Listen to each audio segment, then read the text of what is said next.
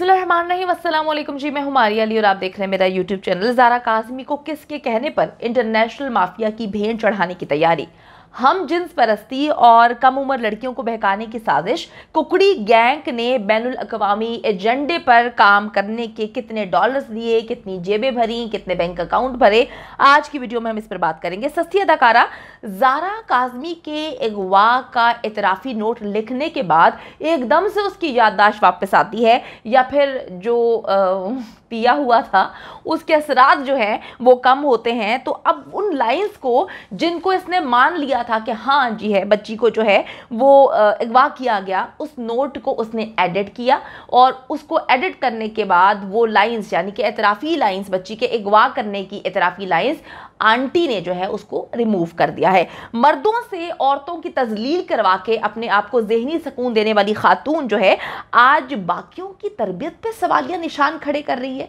बड़ी अजीब सी बात है कि आप ऐसे सवालात दूसरों पे कैसे खड़े कर सकते हैं जब आप जो है, आपकी कोई तरबियत नहीं है, आपको तरबियत करने वाले जो हैं वो खुद ही तरबियत लेने चले गए क्योंकि आप तरबियत के काबिल ही नहीं थी। वीडियो को आखिर तक आपने ज़रूर देखना है ताकि आपको इल्म हो सके कि ये अपनी कम्युनिटी में जो जो चीज़ें खुद ऐड करती है, जो पोस्ट करती है, उनको बीच में एडिट करती है जब इसको लान तान पड़ती है। वैसे इसको वहाँ पर लान तान नहीं पड़ सकती क्योंकि इसने अपने सारे के सारे कॉमेंट्स जो हैं वो बंद किए हुए हैं। तो इसने क्या किया कि एक नोट लिखा, उसमें इसने बड़ी बकवास लिखी। बकवास लिखने के बाद इसने एतराफ़ भी कर लिया कि हाँ, बच्ची को बरगला कर अगवा किया गया है, हर चीज़ इसने मान ली। फिर इसने इसको किसी वकील ने कहा होगा या इसको किसी ने समझाया होगा, इसके घर में जो थैला मछली है उसने समझाया होगा कि जज्बात में आके जो है तुमने इतनी कहानी लिख दी, अब तुम क्या करो कि इसको एडिट करो। उसने इसको एडिट किया, उन लाइंस को रिमूव कर दिया। अच्छा जी, मान लेते हैं कि ज़ारा काज़मी को बहलाया गया, ये मैं नहीं लिख रही भाई, मैं ऐसी बातें नहीं लिखती, ये कुकड़ी ने लिखा। ये मान लेने के बाद आंटी यानी कि सस्ती अदाकारा ने इसे एडिट करके रिमूव कर दिया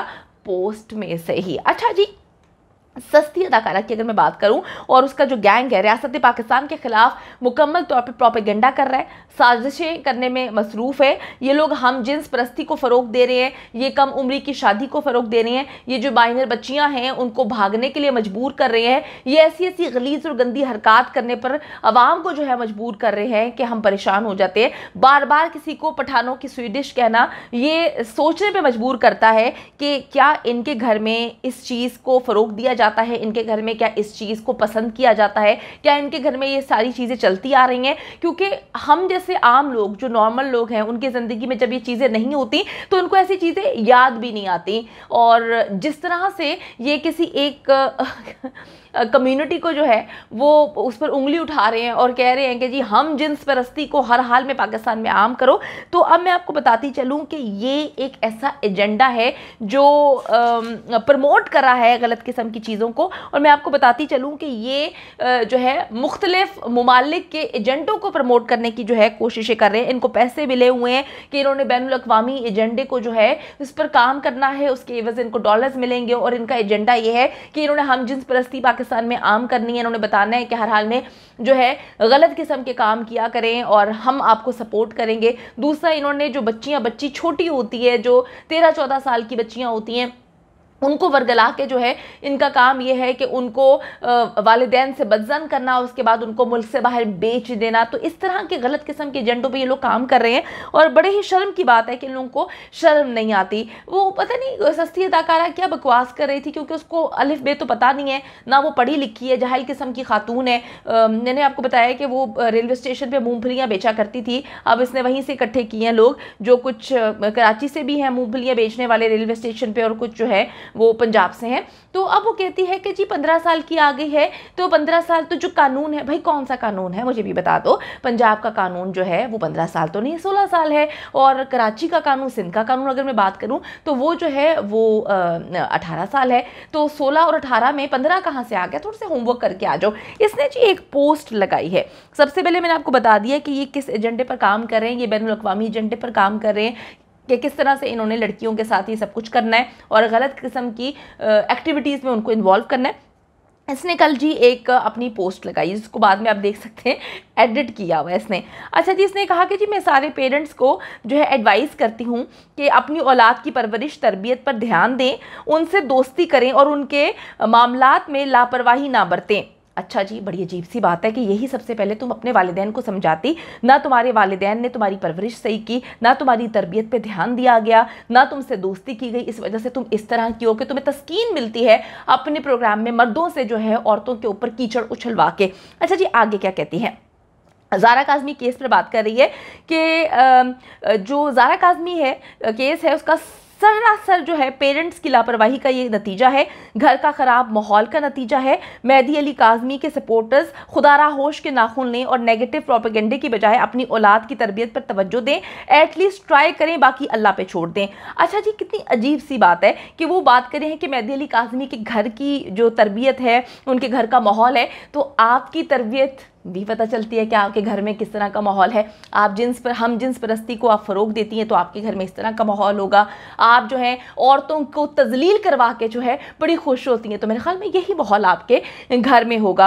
आपके घर में जो है कम उम्र लड़कियों को वर्गला के आप स्टोरी सुनाया करती थी कि हमारे घर में काम वालियाँ थीं, वो जो है बड़ी कम उम्र लड़कियाँ थीं, 12-13 साल की थी, वो भाग जाती हैं। तो आपके घर में ट्रेनिंग ये दी जाती है कि जब आप 10-12 साल की हो जाएं तो आप दूसरों की लड़कियों को भगवा दें। तो सबसे पहले तो अपने घर की ट्रेनिंग पे आप तवज्जो दें, क्योंकि दूसरों पे उंगलियां उठाने से पहले सबको नजर आ चुका कि आपकी परवरिश कैसी है, आपकी ट्रेनिंग कैसी है और आप क्या कुछ हैं, तो मुंह ना खुलवाएं। अच्छा जी, आगे क्या कहती हैं?